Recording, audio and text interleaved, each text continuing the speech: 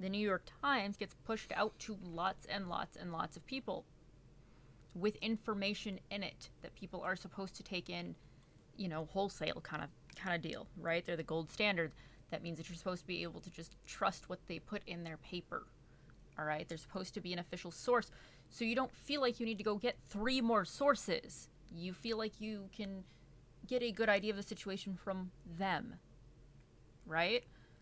Except if they're giving you the borked one, which clearly they are on trans issues, we got a problem.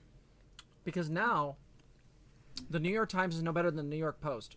They're basically just another rag that's going to go after trans people because reasons. What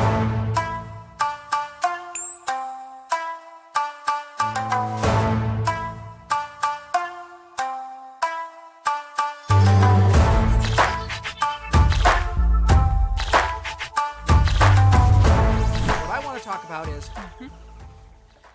there are people that are going to ask, how can we square our views that the New York Times is a genuine threat with our views on J.K. Rowling's related game, Hogwarts Legacy, in that we believe that is only an offensive game and is not doing actual material harm? Hey, everyone. So, we kind of debated on doing this one because it revolves around trans people and one of our hated enemies. But the problem is that I really feel like that someone else did a better take on this, like as far as like the actual deep dive onto it. So if you're really looking for a like solid academic breakdown of like all the people involved and how many people are absolutely like noxiously involved in this situation, including the people who have been absolute like monsters and things like that, I highly recommend checking out Vosh's video. Even if you don't like Vosh, I recommend you watching his video about the New York Times and their coverage of J.K. Rowling. It's very important because I think that there's a number of people that are associated with that op-ed, as well as the New York Times, that I think it's very important for every trans person to know. I can't do that level of work with that kind of stuff. He went through it very thoroughly. Oh, Duval, thank you so much for the $20 super chatted. Thanks for the discourse and the Godzilla love. Keep doing your best. Aw, thanks. Brutus, you become a member by hitting the membership button. The join button should be around the bottom somewhere. So let's talk about this. Essentially, my understanding of this is, and chat can fill it in, we're going to come at this from a different angle, but I'm going to try to go over it very briefly. The organization GLAAD sent out a letter signed by a bunch of people, including many people that work for the New York Times, essentially saying something to the effect of, your coverage of trans people is real, real bad.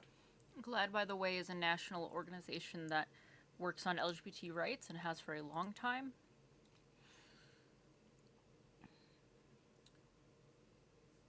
The New York Times responded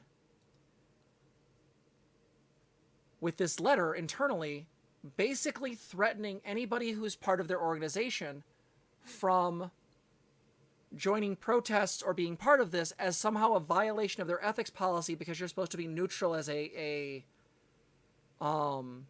reporter or journalist. Reporter or journalist. This is sus as hell.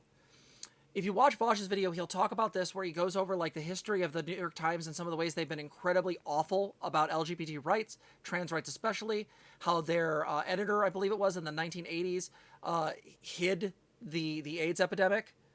Again, highly recommend. We're just doing an overview and getting to our analysis. So that's what the Onion article is mocking. Yes, NetSpace. Yes, my dear ghost. So, followed by this, there was a New York Times story that came out shortly after, though my order of operations could be backwards, but in defense of J.K. Rowling. This opinion columnist is basically just a conservative who is doing damage control. Oh, Brutus Magnus, thank you so much for becoming a member. We really appreciate it.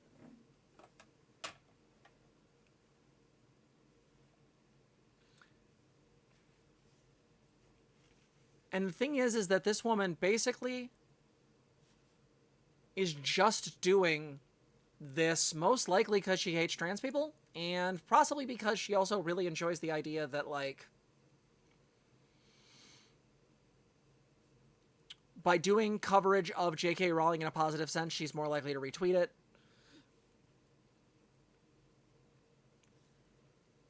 In this article, it is incredibly biased. It ignores the people who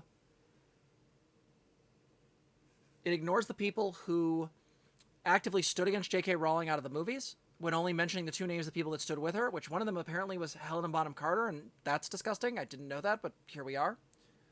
And is basically just filled with nonsense. Again, I highly recommend looking at other coverage. We're not going to stick on this too long.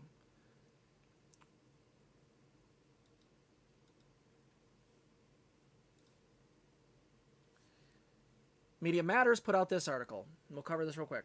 Less than 24 hours after receiving 2 open letters criticizing its biased coverage of trans issues, the New York Times published an opinion piece vehemently defending J.K. Rowling's anti-trans sentiments.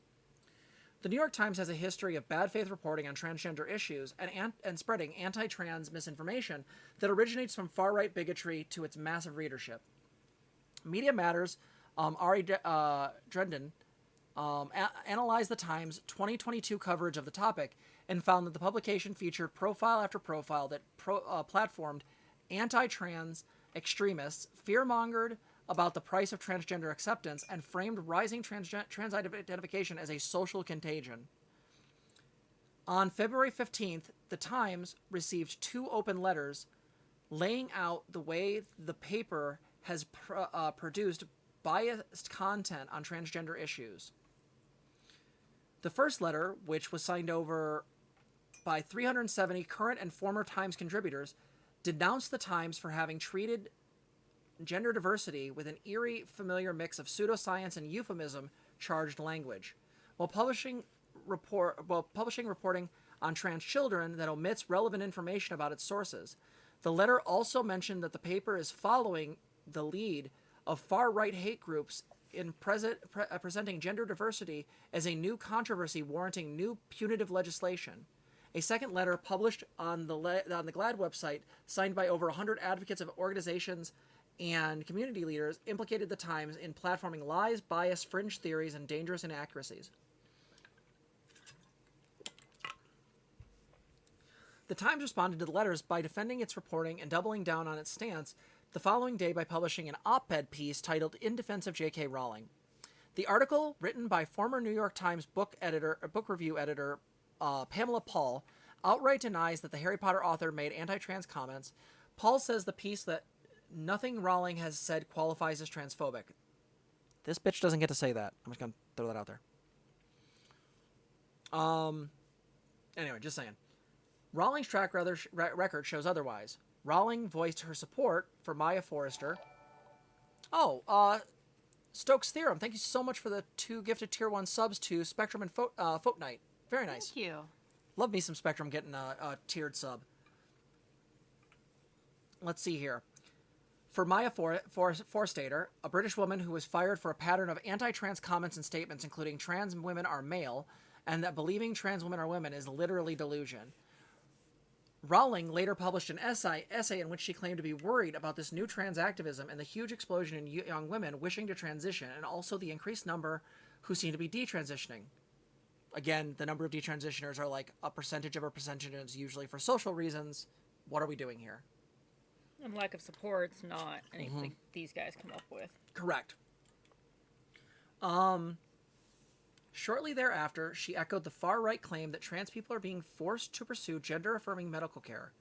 Despite backlash, Rowling continued her attacks on transgender rights. There are just a few examples of Rowling's history of attacking transgender people, yet Pamela Paul claims that the characterization of her as a transphobe doesn't square with her actual views, and complains the campaign against Rowling to the stabbing of Salman Rushdie. Nowhere in the article does Paul mention the fact that transgender people are 4 times more likely to be victims of violence than cisgender people. Public figures like Rowling amplify anti-trans sentiments, can have real-world consequences. It's called stochastic terrorism. Brianna J., a transgender 16-year-old in Rawlings' home country, was stabbed to death in early February after years of bullying related to her trans identity. The Times' decision to publish this article, despite receiving requests from the LGBTQ community and its own employees to stop platforming bigotry, is inexcusable. It should go without saying that the publication that is often considered the gold standard for journalism should not be so heavily prioritizing the voices of those who spread right-wing hate directed at marginalized communities. So, yeah. So, here's the issue.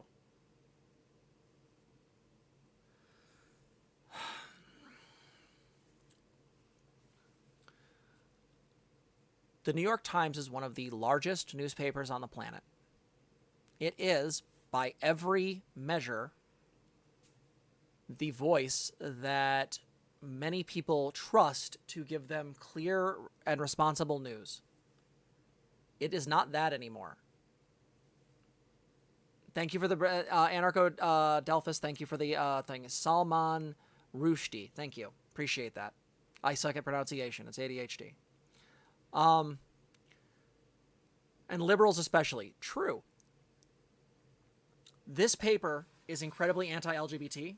Again, there's historical precedent for this in which the New York Times has blocked discussions around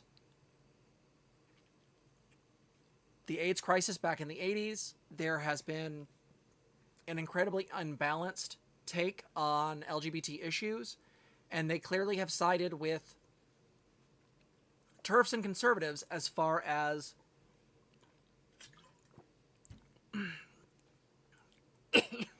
You okay? Yeah, I just had something in my throat. Protecting trans kids. Now, the direction we want to go with this today is a little different. And again, if you want to go into the deep dive of who this lady is that did this article and all the stuff related to her and all the crazy stuff that's like related to the New York Times as far as their history, I highly recommend Vosh's video. What I want to talk about is there are people that are going to ask, how can we square our views that the New York Times is a genuine threat with our views on J.K. Rowling's related game, Hogwarts Legacy, in that we believe that is only an offensive game and is not doing actual material harm? This is because we are not dumb. The reality of the situation is that we can sit here and argue all we want about the situation, but again, the New York Times is a massive newspaper that 100% is a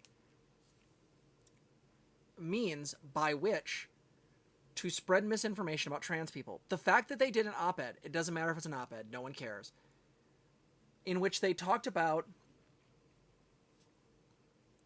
this bizarre protective piece about J.K. Rowling, shows very clearly that they chose to let that article be published, they stand by it, and they stand by all of their coverage, which has, to the point, tried to essentially, like,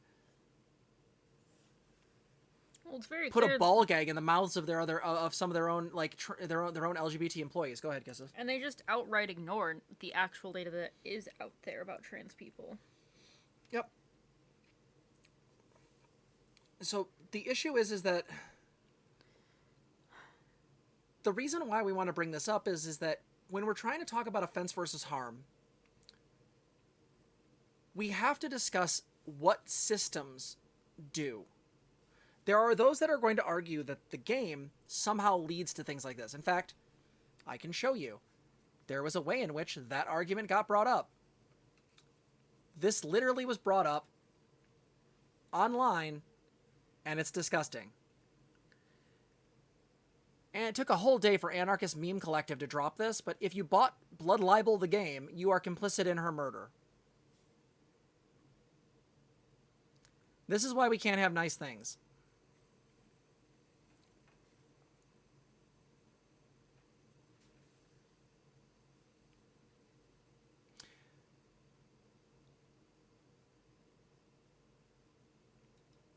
So, when we were looking at the situation with the say her name nonsense, the reality is that we played a little clip by Lindsay Ellis at the end talking about the fact that people can't stop someone like Trump. They can't stop someone like Ben Shapiro. What they can do is lash out at other people about a game. We've talked about how, again, when people are dealing with hypervigilance and trauma, they sometimes lose some of their reasoning abilities and the ability to actually assess whether something's a threat or not. They generally treat through hypervigilance everything is a threat. But this is why the offense versus harm series exists, is that there are people that treated Hogwarts Legacy, Brianna's death,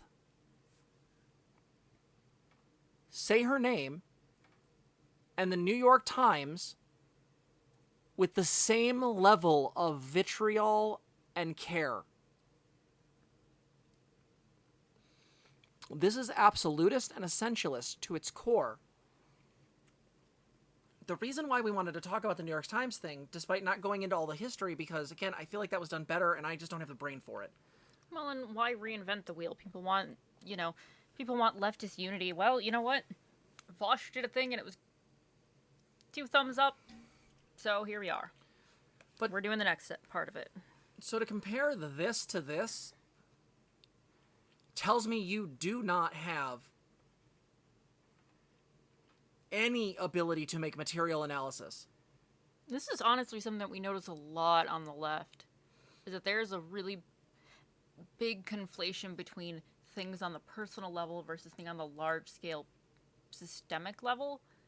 And, I get that, conservatives and probably, some of your old conservative parents have, downplayed shit for you, but, seriously, we gotta keep this shit in check, okay? So the problem we get into with this situation is that, at least on some level,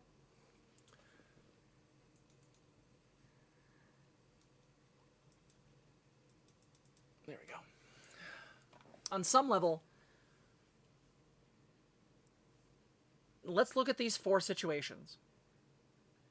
To me, the death of Brianna is a representation of sort of the way stochastic terrorism works. Conservative media in the UK and the United States has essentially led to people, feeling empowered to go after these terrible, terrible monsters and pedophiles that are trans people.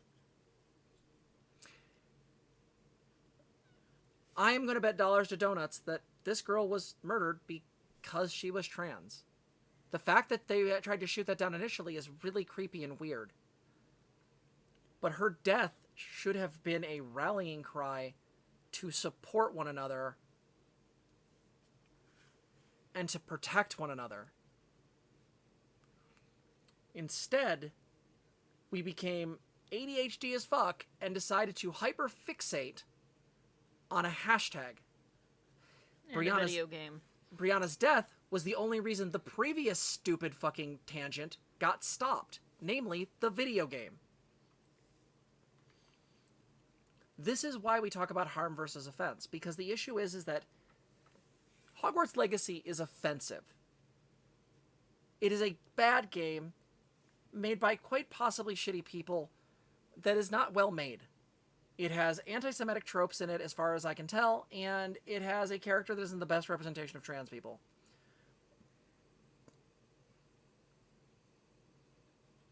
But it's just offensive. Lots of things are offensive. And if you don't want to play it, don't. But to say that that's on the same level as J.K. Rowling being defended in the New York Times. Bye, Arachnoid. Bye. Hit us up for research.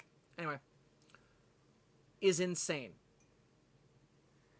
Well, and so the gameplay of just people randomly, that is on a personal level, right? That's not a large-scale systemic thing. I just got to outline that. Personal thing. Me sitting here with a video game controller is a personal thing, okay? The New York Times gets pushed out to lots and lots and lots of people with information in it that people are supposed to take in, wholesale kind of deal, right? They're the gold standard. That means that you're supposed to be able to just trust what they put in their paper. All right, there's supposed to be an official source, so you don't feel like you need to go get 3 more sources. You feel like you can get a good idea of the situation from them, right? Except if they're giving you the borked one, which clearly they are on trans issues, we got a problem. Because now, the New York Times is no better than the New York Post. They're basically just another rag that's going to go after trans people because reasons. And they're going to defend our enemies. And I think it goes back to what you were talking about yesterday, equating thoughts and feelings to reality. This feels like harm. Yeah. Yeah. The thing is, just because something feels like it's harmful doesn't mean it is. It may just be offense. And it may hurt your personal feelings. But the issue we get into, absolutely. And so the issue we get into is Brianna's death and the New York Times defending JK, I hate all trans people and am the David Duke of gender, Rowling, are existential threats and problems. This girl should have been protected. We should not have the world in a place where someone like her is going to be harmed, because that sucks. It hurts. It's fucking terrifying. The New York Times being this way means that a very powerful news organization has basically just been co-opted. At this point, if you want to call for a boycott on something, not that I think it would work, but you could probably get me on board with a boycott of the New York Times. Because you know what papers have a really hard time with right now? Staying afloat. This is why they have to charge you a subscription fee. This is why they have to do so much ad revenue. And this is why they hate the fact that people constantly use ad blockers. So we should get people who are intelligent to make better ad blockers. And basic, 12footwall.io example. And you guys should completely stop giving them any revenue whatsoever. And anything they put out about LGBT people should be looked at as sus. And don't click on their links, But honestly, at this point anyways, like, if you're using the New York Times for stuff, well, how do you trust it anyway? So, Chrome, what's the point in clicking on it? All have extensions. Yeah. Vivaldi has the same thing, Fortnite.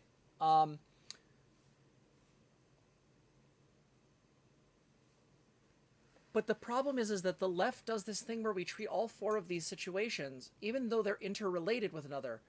Brianna J. being killed was interrelated with the Say Her Name discourse, but one of those is important, and one of them is just clout chasing.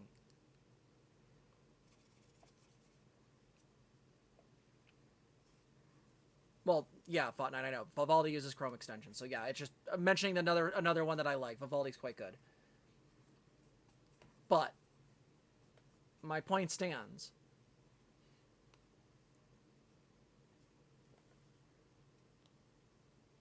The fact of the matter is that, yeah,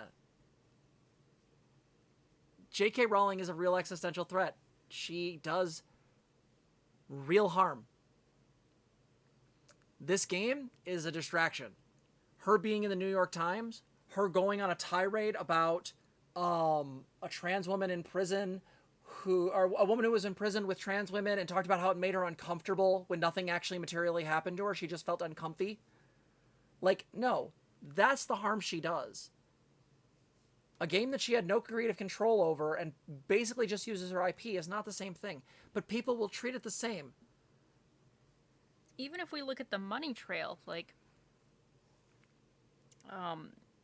she made her money decades ago. Billionaires are very good at just staying rich. Like, that's just how that money is unfortunately set up. Thank you, capitalism. So it really does come down to a very, simple thing, folks. We want you to look at these videos and understand the reason why we have this series and the understanding of this. We should have been mourning the death of Brianna and sending money and support and well wishes to her family and to her friends, to all the trans women she helped transition. We should have been picketing outside of the New York Times and going hard on them. every bit of vitriol that was put towards Hogwarts Legacy, imagine that going towards the Times. Oh yeah. When we advertised, this game literally, like, rose to the top of charts and broke records and made shit tons of money. That advertising that we could have been doing instead, no, the New York Times is way more fucking important. Gotta push it in the right direction. We are trying to, as our channel, trying to figure out a way to get the left to clearly understand how to differentiate these things so we don't keep going down these rabbit holes of stupid. The New York Times having a history of anti-LGBT stuff and defending J.K. Rowling and being connected to multiple anti-LGBT groups is a very real threat. J.K. Rowling is a real threat.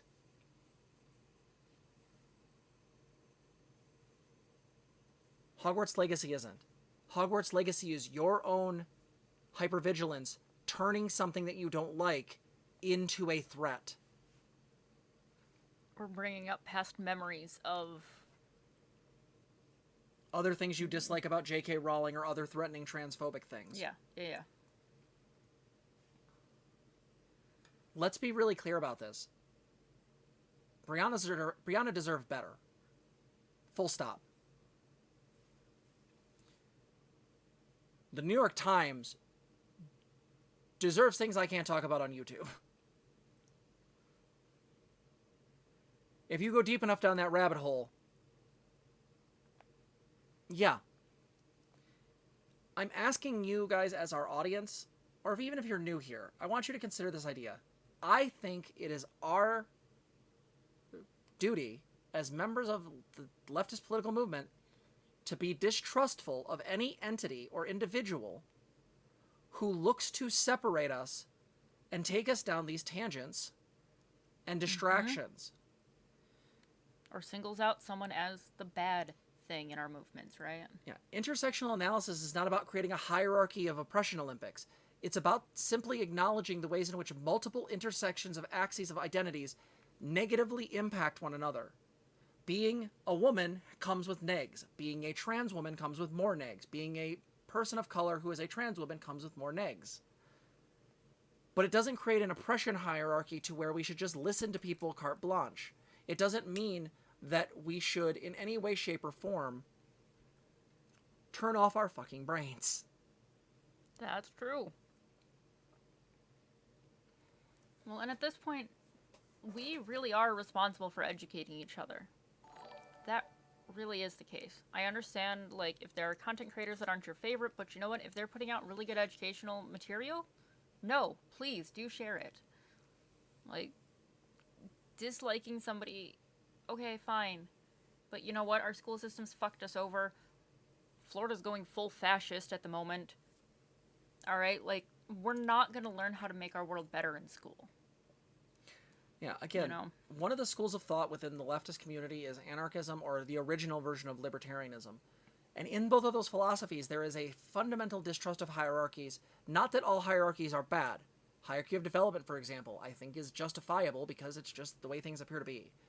But hierarchies still should be questioned, and hierarchies that have built-in unfairness or power dynamics should be really looked at, because they often favor individuals. Mm-hmm. Well, and having an understanding of the hierarchy actually gives you the tools to address it, right? To address any issues, or figure out what the positives are and move towards those. And what I'm trying to make very clear to you guys is that when the hierarchy is being put on you in such a way as it is creating a distraction, like, if you don't listen to us about this game, you want trans people dead, but I'm a trans person. What? That doesn't make any sense. Yeah. These things aren't connected. You are just fictionally creating this bizarre connection. If you say that buying this game led to the death of Brianna J., you have lost the plot. To say that, like, in any way, shape, or form, the say her name discourse was anything more than basically just a distraction built on a combination of a incredibly clout-chasing individual who was acting maliciously, and potentially partially a 4chan psyop is insane. We have to get better at this. This is why we ask you guys to share this series. I've literally been asking people on Twitter to share the video we just put out about Hogwarts Legacy. Do you know why? Because the reality is that I would rather that video get watched by Hassan by his butt ton of viewers and not get the views for it, just so they get the idea of the map, because we have to address this stuff. Mm-hmm. We want these ideas to get out there. And you know what? If it gets changed, if it gets made better by other people, fair enough. Right? If we build on stuff and add more to it, yeah. We need people to get better at this. We need to find ways to make the puritanical progressivists a much quieter minority within this movement. Because if we're going to keep getting lost like this, it's going to lead to blackpilling. It's going to lead to people not really feeling like to do this. We said this during the Hogwarts Legacy thing. Going after allies like this is going to lose us allies. Not because they don't care about trans people, but because if they do any action that leads to them being yelled at or told that they want the death of trans people, there's no win. There's no way in which they can actually be an ally. Seriously, the conversations we have about allies online, by the way, as a side note, are really fucking gross.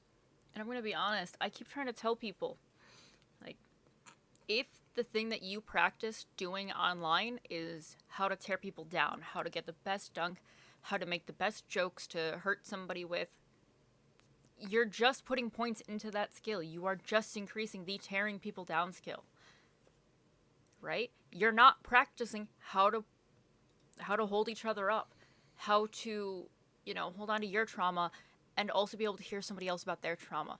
You're not going to be practicing how to just listen in a way that is beneficial to whoever needs it, but also you're still not going to be practicing how to get your voice out there effectively. We need all of you to practice supporting people, saying supportive things, being kind, and trying to hear people out, right? And this is on a personal level too. Like, clearly we've been talking about, the myth of the monolith here, but no, we gotta practice our skills better. We really, really do. I want you guys to see this real quick. We showed this at the beginning, but this was an opinion piece that was literally edited by the New York Times. After the paper published a very rare pro-trans column by Jamel Boyi, I'm going to say, titled "The Relentless Attack on Trans People is an Attack on All of Us," the paper swapped out the headline for a much more generic, "There is no dignity in this kind of America." God forbid that the paper make it clear that the headline that trans people for being targeted by unjust and unprovoked attacks. This is a very real threat. Also, they know exactly what they're doing with headlines. I'm going to be honest. Those headlines are created and marketing teams are there to help get people to click on them. And I want to be really clear about this. We had talked about possibly covering this, but I think I'll just bring it up in this format. This is a Vice article talking about, they're cute, talking about, very simply, some trans people are preparing to flee the U.S. and seek asylum abroad. By the way, the place I would highly recommend is Canada. Out of all the places you can travel to, there are top 10, and Canada, out of 200 countries, is number 1.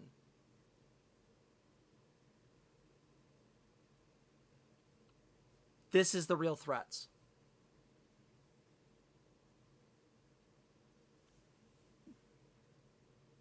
The fact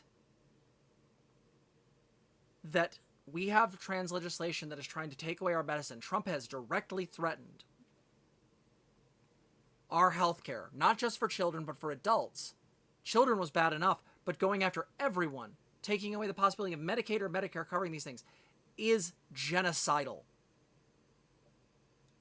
These are the real threats.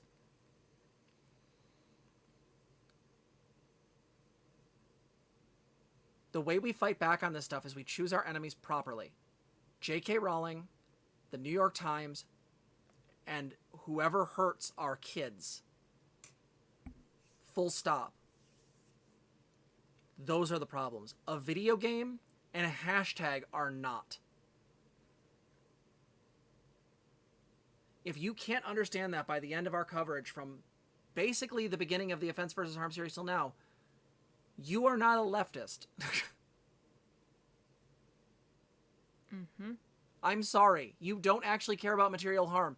You care about clicks. You care about clout. Do you have any final thoughts on this? No, we're on the same page. We gotta do better, and we gotta nudge people to do better, and yeah.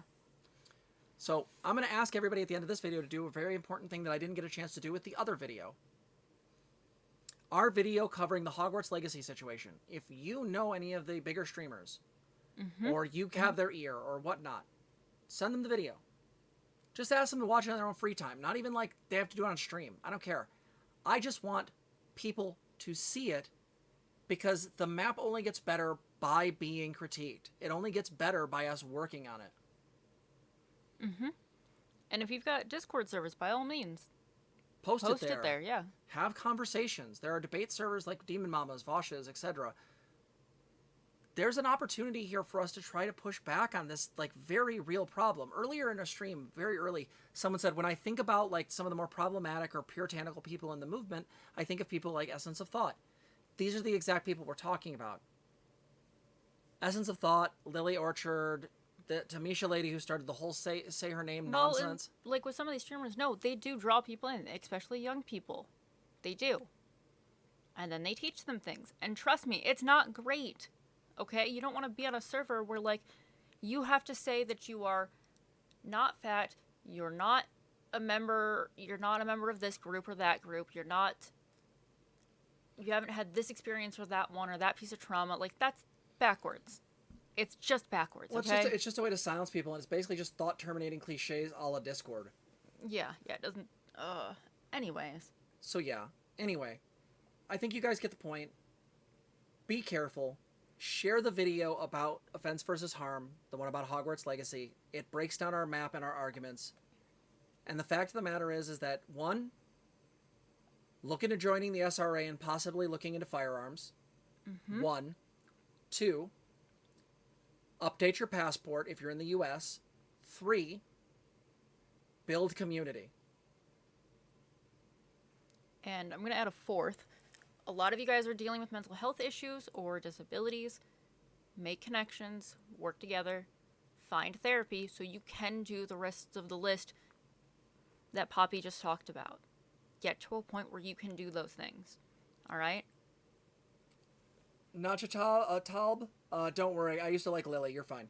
Anyway, we'll see you guys in the next one. See ya. Hey everyone, thank you so much for watching. If you could like, comment, and subscribe, we'd really appreciate it. If you want to support the channel further, you could go to patreon.com/ZenaandPoppy, and you could become a patron for as low as $3. If you want to support us further, you could donate below with a super thanks comment, or you could, in fact, even go to our website, which is currently transgrowtherapist.org. You can go there and either donate directly, or you can even get a subscription and get a cool colored name and chat next time we stream. Anyway, thank you again.